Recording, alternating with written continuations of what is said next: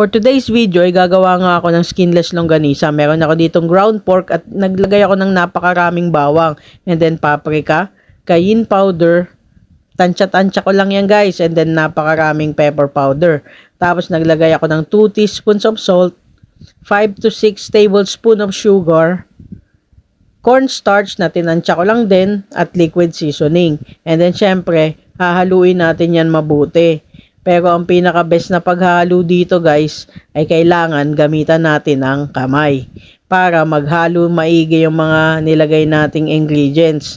Tapos, nararamdaman natin yung consistency na gusto natin. At pag nakuha na natin yun, like that, ma-form na natin yung gusto nating gawin. So, ayan na nga, finorm ko na, diba? Hindi na ako nagbalot. Tapos, gumawa rin ako ng patty dahil gusto ng kapatid ko yan, yung longga burger. Kaso, lumate siya. So, sa susunod, lalakihan ko, guys. Pero, napakasarap nito, promise.